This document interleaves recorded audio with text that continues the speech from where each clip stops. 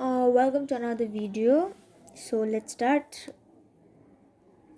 cultural diversity and the India in nation state.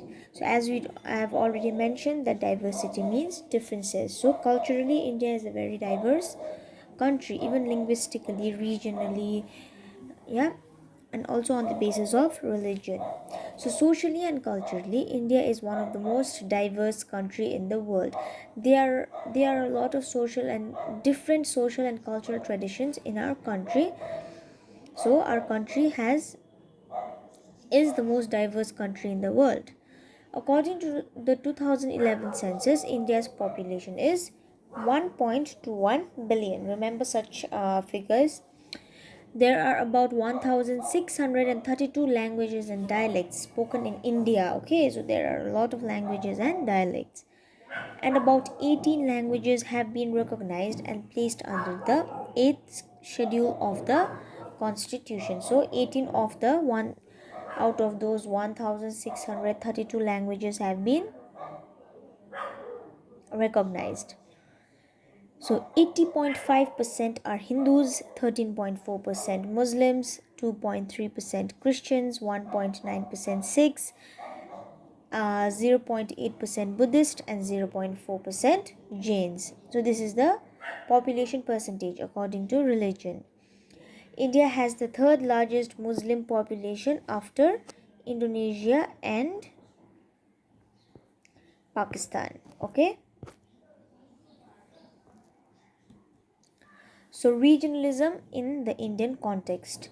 So if in simple words, if you ask me what is regionalism, it is basically like like after the state reorganization commission was passed, states were reorganized, okay, on the basis of their language. So population having like speaking a particular language and its dialect was like they began to be settled in one particular region.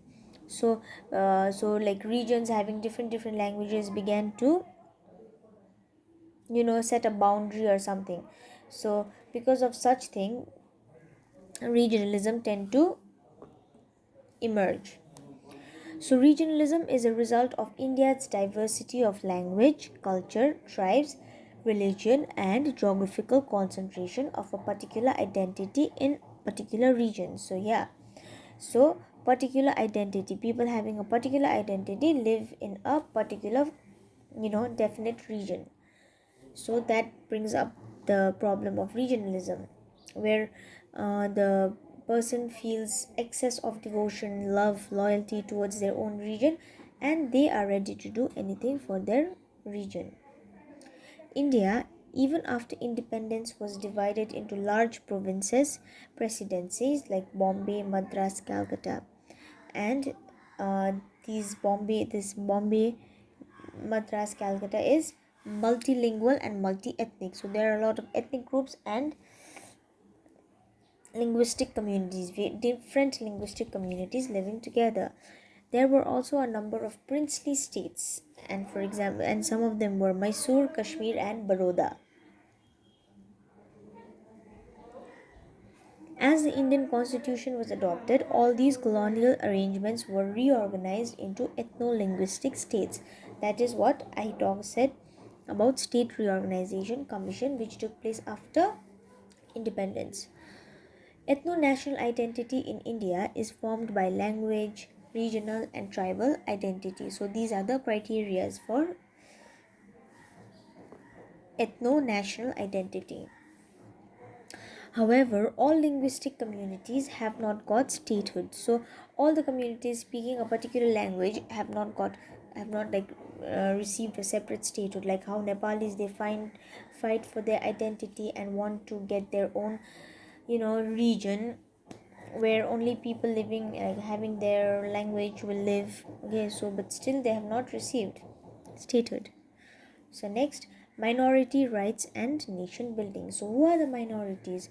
Any community group having like less population and whose like religion does not match with the dominant religion. Yeah, these are some characteristics of minority. So India's trend was marked by inclusive and democratic vision. Although like in India the minorities are treated differently, but India has welcomed, you know, all sorts of communities, groups, linguistic communities, religious communities. India tried to recognize diversity and plurality and tried to do away with discrimination and exclusion. Like am telling you that India is a multicultural and pluralistic country, okay? So they respect each other's religion and all that. And like India, they tried to, accept the diversity and all, is also still doing that, and they didn't want to have any discrimination. So the notion of minority groups is used in sociology, and it mainly denotes a sense of relative disadvantage. So when you say that you're a minority, there is some sense of, like not underprivileged type of thing. Minority groups have a strong sense of group solidarity, a feeling of togetherness and belongingness. So these groups, they are like very much loyal to their group, and they have strong unity, and they have a strong feeling of belongingness. So due to excess discrimination, the intra-group loyalty and interest tends to be more. Since they are like constantly discriminated by the majority community, they tend to be very strong as a group. Sikhs or Parsis, they are economically well off, but they may be culturally disadvantaged due to their minority population. Okay, so last slide. Religious and cultural minorities, they need special protection regardless of their economic position or social position. They may be politically and culturally vulnerable. Like for example, we have given the Sikhs or the Parsis.